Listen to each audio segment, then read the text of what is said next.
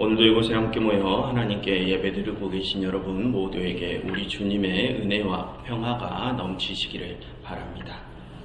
지난주에 이스라엘은 신광야에 이르렀습니다. 그런데 거기서 이스라엘은 양식을 얻지 못해 하나님께 원망을 내뱉었었죠. 그래서 하나님께서는 그런 이스라엘에게 일용할 양식을 약속해 주셨습니다. 그리고 하나님께서는 그 약속대로 저녁에는 메추라기를, 아침에는 만나를 내려주셨죠. 여러분, 하나님께서 광야에서 그렇게 그들의 일용할 양식을 책임져 주신 것은 하나님께서 그들의 일상에 함께 하시며 그들의 생명을 책임져 주심을 가르치기 위함이셨습니다. 그래서 하나님께서는 그들이 그것을 제대로 알아들었는지를 시험하신다고 하셨죠. 하나님께서는 그 양식을 한 사람당 한 오멜씩만 거두게 하시며 그들이 당신의 그 말씀에 순종하는지를 시험하신다고 하셨습니다. 그런데 오늘 그 시험에 어떠한 문제가 생깁니다. 먼저 오늘 본문의 내용부터 살펴보겠습니다. 모세가 이스라엘에게 하나님께서 주신 만나를 사람당 한 오멜씩만 거두고 아침까지 그것을 남겨두지 말라라고 합니다. 그런데 어떤 이들이 그 말에 순종하지 않고 그 만나를 아침까지 남겨두는 일이 생기죠. 그래서 모세가 그들에게 노하합니다. 그 일이 있고 난 후에 여섯째 날에 모세가 회중의 지도자들에게 또 다른 명령을 내리는데, 내일은 여호와의 거룩한 안식일로 지키고 만나를 굽거나 삶아서 보관하며 안식일에는 그 보관한 음식을 먹어라 라고 합니다. 그리고 그 안식일에는 너희가 들에 나가도 만나를 얻지 못할 것이다 라고 하죠. 그런데 또 이번에도 어떤 사람이 그 명을 어기고 안식일에 만나를 거두러 나가는 일이 생깁니다. 그래서 이번에는 하나님께서 너희가 어느 때까지 내 계명과 율례를 지키지 아니하려느냐라고 노하시며, 내가 여섯째 날에 너희에게 갑절의 양식을 준 것은 다음 날의 안식일을 위해서였다라고 알려주십니다. 그러니 너희는 안식일에는 아무도 그 초소를 나가지 말라고 명하시죠. 그 일이 있고 난 후에 또 하나님께서는 이스라엘에게 또 다른 명령을 주십니다.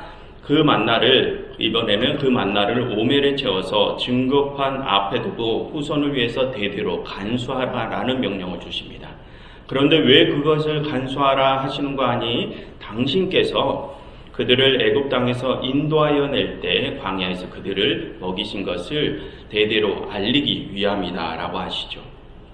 그래서 이스라엘은 그렇게 만나를 대대로 간수하면서 40년 동안 가나안 접경에 이르기까지 그 만나를 먹으면서 지냈다고 하며 오늘의 이야기가 끝이 납니다.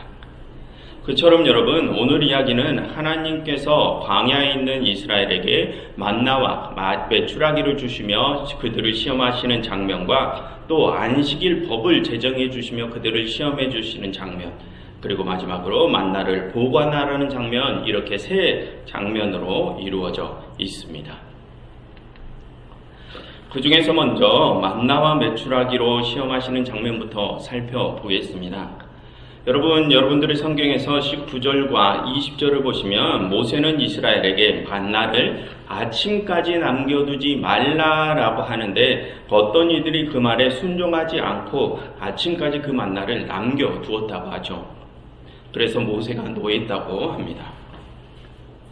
여러분, 지난주에 이스라엘이 모세에게 원망을 쏟아부은 일은 그들이 하나님께 원망을 쏟아부은 일과 같은 것이라고 했습니다. 그처럼 오늘 이스라엘이 모세의 명령에 불복하는 일은 하나님의 명령에 불복하는 일과도 같습니다.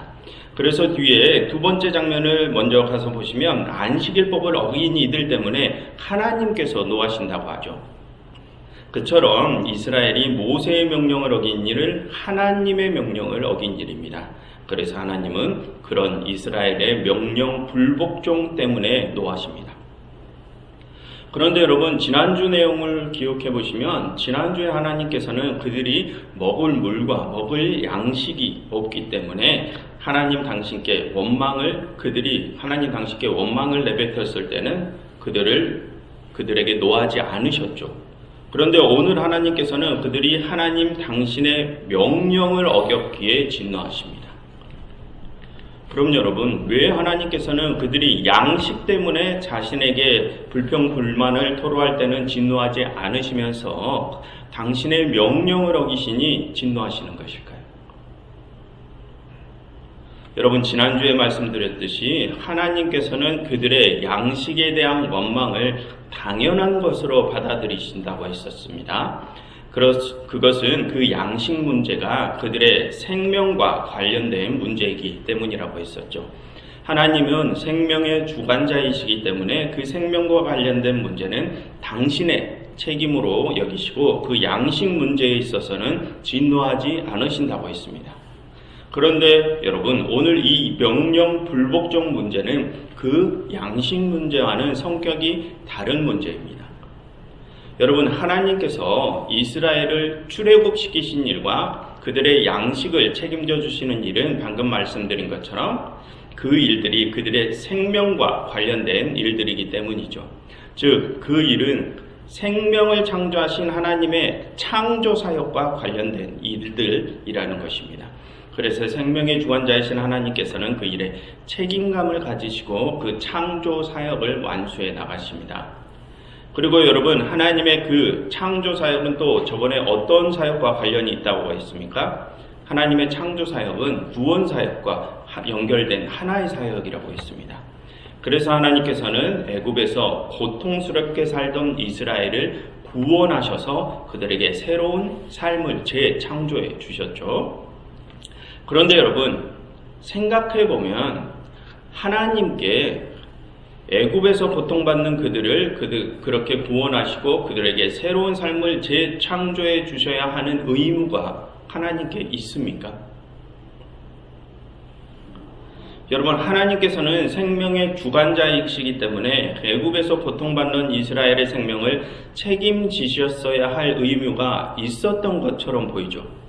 하지만 여러분, 우리가 이전에 살펴본 창세기의 마지막 부분을 기억해 보시면 이스라엘이 그 애굽에서 노예 생활을 하게 된 이유가 무엇이었습니까? 하나님께서 그들에게 그 애굽에 머물라고 하셨습니까? 아니었습니다. 하나님께서는 그들에게 다시 그들의 아버지 야곱의 고향으로 돌아가라고 하셨습니다. 하지만 그들은 그 명을 듣지 않고 애굽에 머물기를 선택했죠. 왜 그랬습니까? 애굽 왕이 그들에게 가축 관리 장의 자리를 제안했기 때문이었습니다. 그들은 그 높은 자리 때문에 애굽에 남기를 스스로 선택했습니다. 그래서 그들이 요셉이 죽은 후에 또 다른 애굽 왕이 나타나니 노예 생활을 하게 된 것이죠. 즉, 그들은 하나님의 명을 어기고 그들 스스로의 선택으로 노예 생활을 하게 된 것입니다. 그럼 여러분, 하나님께서 그들을 구원하셔야 하는 의무가 있었습니까? 없었습니다. 왜 그렇습니까? 그 노예 생활은 그들 스스로의 선택이었기 때문입니다. 여러분, 처음에 하나님께서 이스라엘의 생명을 창조하시는 일은 하나님의 선택에 의해서 이루어진 일이죠. 그러니 그들을 책임지시는 일은 하나님의 의무였습니다. 우리도 마찬가지입니다. 부모가 아이를 갖는 일은 부모의 선택에 의해서 이루어지죠. 그래서 부모는 그 아이에 대한 책임이 있습니다. 그런데 여러분, 그 아이가 장성하고 스스로의 판단과 스스로의 선택을 할 때가 돼서 그 아이 스스로가 선택한 삶을 살아가고부터는 이제 그 삶을 선택한 그 아이 스스로가 책임져야 하죠. 왜 그렇습니까? 부모의 품을 떠나서 자신의 삶을 선택한 것은 그 아이이기 때문입니다. 그처럼 여러분, 선택에는 책임과 의무가 따릅니다. 그래서 하나님의 명령을 거스르고 스스로의 선택에 의해 애굽에 남게 된 이스라엘에 대하여는 이젠 더 이상 하나님께서 그들을 책임지셔야 할 의무는 없어진 것입니다. 그런데 하나님께서는 그런 그들임에도 불구하고 그들의 고통을 살피시고 그들을 구원하셨죠. 그러면 여러분, 이제 그들을 책임지셔야 할 의무가 없음에도 불구하고 하나님께서 그들을 구원하시는 일은 하나님께서 그들에게 무엇을 주신 것입니까? 그들에게 선물을 주신 것입니다. 즉 하나님께서 그들에게 출애굽의 구원을 주시고 새로운 삶을 재창조해 주시는 일은 하나님께서 그들에게 주신 선물입니다. 그럼 여러분, 그 선물은 하나님께서 그들에게 강제로 주실 수 있습니까? 없습니다. 왜 그렇습니까? 그 구원과 재창조를 다시 받아들이고 말고는 이제 이스라엘 스스로 선택하는 일이었기 때문입니다. 그래서 이스라엘은 하나님의 품으로 다시 돌아오길 스스로 선택했던 것이죠. 그런데 여러분, 방금 그 선택에는 무엇이 따른다고 했습니까? 선택에는 책임이 따른다고 했습니다. 그러니 하나님께서 주신 구원과 재창조라는 그 선물을 받아들이길 선택한 이스라엘에게는 이제 그에 따른 책임이 발생합니다. 그럼 여러분, 그들이 하나님께서 주신 그 선물을 받아들이시고서부터는 이제 어떠한 책임이 생깁니까? 그 새로운 삶을 주신 하나님의 명령에 순종해야 하는 책임이 발생합니다.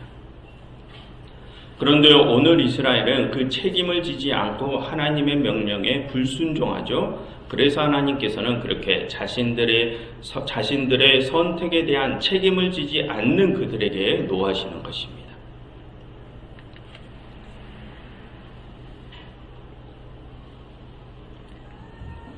그런데 여러분, 그들에게 주어진 그 책임을 다하지 않으면 도대체 어떤 일이 일어나기 때문에 하나님께서는 그 일 때문에 노하시는 것일까요? 여러분, 하나님께서 그저 사람들이 당신의 말을 잘 안 듣는다고 해서 화를 내시는 분이실까요? 그렇지는 않으실 것입니다. 하나님께서는 당신의 자녀들이 당신의 말에 복종하고 굴복하는 모습을 즐기시는 분은 아니시죠. 하나님께서는 당신의 자녀들이 당신의 명령을 따르지 않으면 어떠한 안 좋은 결과가 생기기 때문에 그 명령 불복종에 화를 내시는 것입니다. 그럼 여러분, 하나님께서 주시는 새 삶을 선물 받은 그들이 하나님의 명령에 불복하면 도대체 어떤 일이 일어나게 될까요? 그들이 하나님께서 새롭게 재창조해 주신 세상에서 하나님의 명령을 어기면 그 새로운 창조 세계에 불균형이 생기는 일이 일어납니다. 그래서 하나님께서는 그렇게 새롭게 재창조된 세상을 어지럽히는 이들에게 노하시는 것입니다. 여러분, 하나님께서 새롭게 재창조하신 이 세상인 이 광야에서 이스라엘에게 주신 명령이 무엇입니까? 각 사람들은 한 오멜씩만 거두고 아침까지 그것을 남겨두지 말라는 명령입니다. 여러분, 거기서 각 사람이 한 오멜씩 거두라는 것은 모든 사람이 균등하게 하나님께서 주신 선물을 나눠 가지라는 뜻이죠. 그리고 지난 18절을 한번 다시 살펴보시면, 여러분의 성경에서 18절을 다시 보시면 각 사람이 한 오멜씩 만나를 거두니 많이 거둔 자도 남음이 없고 적게 거둔 자도 부족함이 없었다라고 했었습니다. 여러분, 고대에는 지금과 같은 정밀한 저울이 없었기 때문에 정확한 계량은 힘들었겠죠. 그래서 대략 눈대중으로 한 오멜씩을 거두었을 것입니다. 그러다 보면 조금 더 거둔 이들도 있었을 것이고 덜 거둔 이들도 있었을 것입니다. 그런데 그런 상황에서 더 거둔 자도 남음이 없고 덜 거둔 자도 부족함이 없었다는 것은 무엇을 의미합니까? 서로 남고 부족한 것을 나누었다는 뜻입니다. 즉, 하나님께서 한 오멜씩 거두라 라고 하신 이 명령은 그처럼 평등과 나눔, 균등과 나눔을 가르치시는 명령이었던 것입니다. 여러분, 하나님께서 재창조하신 새로운 세상은 그런 평등과 나눔의 세상입니다. 그런데 여러분, 그런 평등과 나눔의 세상에서 혼자만 더 거두는 사람이 생기면 어떤 일이 일어납니까? 평등과 나눔이 깨지고 불균형이 생기죠. 그렇게 불균형이 있는 세상은 지난 애국과 똑같은 세상입니다. 그래서 하나님께서는 평등과 나눔의 세상을 과거 애국처럼 불균형의 세상으로 만드는 이들에게 진노하시는 것입니다. 그리고 이제 두 번째 장면으로 넘어가겠습니다. 여러분, 하나님께서는 이스라엘이 당신의 명령에 불복하더라도 그들을 고통에서 구원하시고 그들에게 새로운 삶이라는 선물을 주십니다. 그것은 하나님이 당신의 백성들의 유익을 최우선으로 생각하시며 일하신다는 뜻입니다. 여러분, 내 말을 듣지도 않은 이들에게 좋은 것을 주시려는 하나님의 그러한 행위는 하나님께는 자신보다 그들의 유익이 우선이란 뜻 아닙니까? 그처럼 하나님께서는 이스라엘이 얻을 유익을 최우선으로 생각하시며 일하십니다. 그럼 여러분, 이스라엘이 하나님께로부터 얻을 수 있는 최고의 유익이 무엇일까요? 여러분, 고대 유대인들은 하나님께서 주시는 온전한 복, 즉 영원한 안식을 누리는 것을 최고의 유익으로 생각을 했습니다. 그래서 하나님께서는 그들에게 그 영원한 안식을 주시기 위하여 오늘 안식일을 제정해 주시고 또 그 안식일에 지켜야 할 법을 제정해 주시며 그들을 훈련하십니다. 여러분, 안식일이 어떤 날입니까? 오늘의 본문에서 설명하는 것으로 보자면 그날은 아무것도 하지 않아야 하는 날입니다. 쉼의 날이죠. 그럼 여러분, 왜 하나님께서는 이스라엘을 애굽에서 구원하신 후에 그들에게 그 쉼의 날인 안식일을 제정해 주시는 것일까요? 여러분, 쉴 수 있다는 것이 무엇을 의미합니까? 자유를 의미합니다. 속박과 구속의 상태에 있는 사람들, 즉 노예와 종의 상태에 있었던 사람들은 그 쉼이라는 자유를 누릴 수가 없죠. 그처럼 이 안식일이란 자유의 표징입니다. 그래서 여러분, 이 안식일에는 그 누구라도 쉬어야 합니다. 종이 되었든 사회적으로 그 어떠한 속박을 받고 있는 사람이든 쉬어야 하죠. 그럼 여러분, 지금 우리 주위에 일주일에 단 하루라도 쉬지 못하는 사람이 있다면 그에게 우리가 어떻게 해줘야 합니까? 그가 쉴 수 있도록 도와줘야 합니다. 그것이 더 거둔 자도 남음이 없고 덜 거둔 자도 부족함이 없는 상태입니다.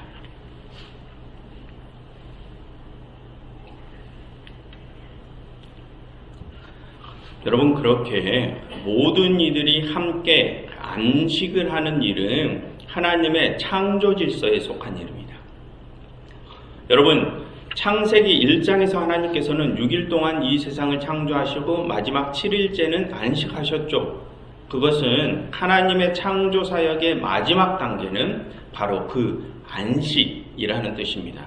이 세상은 그렇게 안식으로 끝나야 한다는 것이죠.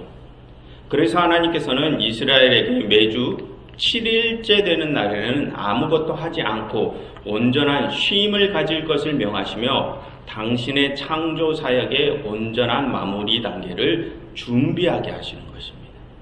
그 안식 훈련을 매주 7일째 하는 것이죠.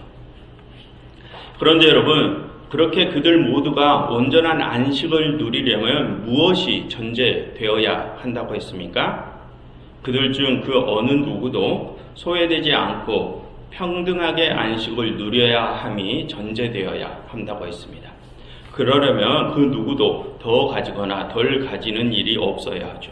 그것을 위해 나눔도 필수적으로 전제되어야 합니다.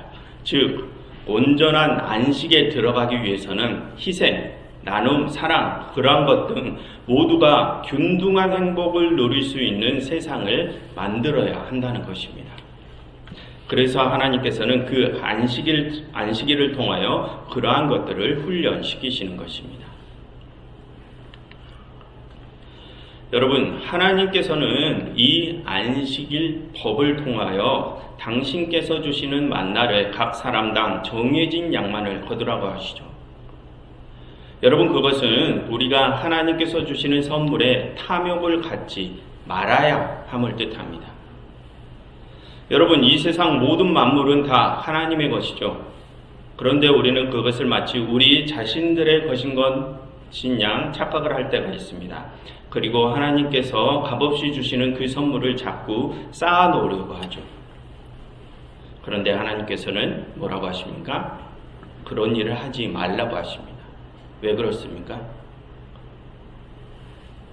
여러분, 여기서 우리가 오해하면 안 되는 것은 지금 이 말이 우리더러 저축하지 말라, 가진 것 다 쓰면서 살아라, 이 말이 아니라는 것을 우리는 오해하면 안 됩니다. 이 말은 너희가 가진 것을 하나님께서 주시는 선물로 여기며 그것을 나누며 살라라는 것을 의미합니다. 여러분, 고대에는 지금처럼 산업화가 진행된 시대가 아니었기 때문에 양식이 넘쳐나는 시대가 아니었죠. 그래서 당시에는 어떤 한 무리가 얻을 수 있는 총 재화는 제한되어 있었습니다. 그런데 그렇게 제한된 재화 안에서 어떤 이가 더 많이 가지게 되면 분명히 소득의 불균형이 생기게 되어 있었습니다. 그래서 하나님께서는 그렇게 불균형을 일으키는 일들을 하지 말라시는 것입니다. 내가 조금 더 많이 거두면 나누라는 것이었죠. 그래서 이 많은 것을 쌓아두지 말라는 말씀은 그렇게 균등과 나눔에 대한 말씀이지, 지금 우리더러 저축하지 말라, 가진 것 다 쓰면서 살아라, 이것이 아님을 우리는 유의해야 합니다. 그런데 여러분, 사실 아직도 이 세상에는 절대적인 빈곤에 시달리는 이들이 존재하죠. 우리나라는 이제 형편이 많이 좋아져서 배를 굽는 사람들이 적기는 하지만 국경을 조금만 벗어나도 하루 먹을 것이 없어서 죽어가는 사람들, 그런 절대적 빈곤에 처한 사람들이 아직도 존재합니다. 그런 이들을 생각해 주라는 것입니다. 이 안식을 법을 통해서 말입니다. 그래서 하나님께서는 마지막 세 번째 장면에서 그것을 영원히 기억하게 하기 위해 만나를 보관하여 대대로 전하라고 하시죠. 여러분, 이 안식일법은 고대에 출애굽한 이스라엘에게만 적용되거나 그들 직계 후손들에게만 적용되는 법이 아닙니다. 이 안식일법은 하나님께서 주시는 영원한 안식을 누리고자 하는 그 모든 사람들에게 적용되는 법입니다. 즉, 이 안식일법은 지금 우리도 지켜야 하는 법이죠. 그래서 우리도 이 안식일법을 통해서 균등과 나눔, 그것을 위한 희생과 사랑 등을 몸에 익힘으로써 마지막에 주어질 온전한 안식의 나라에 들어갈 수 있게 되는 것입니다. 여러분, 34절을 한번 보시겠습니까? 거기를 보시면 하나님께서는 이스라엘에게 보관할 만나를 어디에 두라고 하십니까?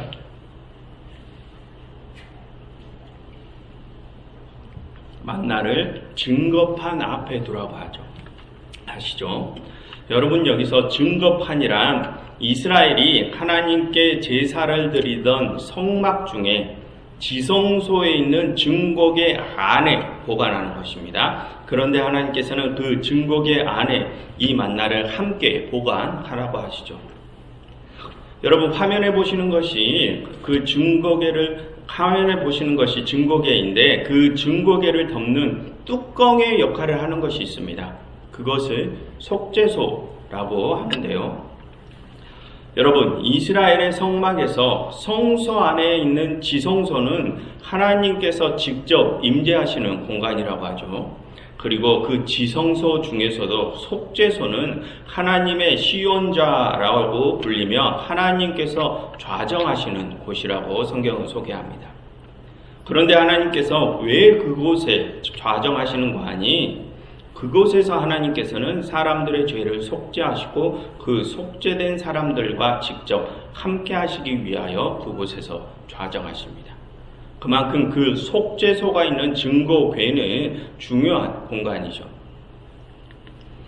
그런데 하나님께서는 그렇게 사람들의 속죄가 이루어지는 곳에 이 만나를 함께 보관하라고 하십니다. 왜 그러실까요? 여러분, 왜 하나님께서는 이스라엘에게 만나를 주셨습니까? 균등과 나눔을 훈련하라고 주셨죠. 그런데 그런 균등과 나눔을 의미하는 만나를 속죄소 아래에 두라고 합니다. 무슨 뜻입니까? 그렇게 우리가 균등과 나눔을 실천해야 우리가 우리의 죄를 속죄받을 수 있다는 뜻입니다. 여러분, 우리는 매주 하나님께 회개를 다짐하죠.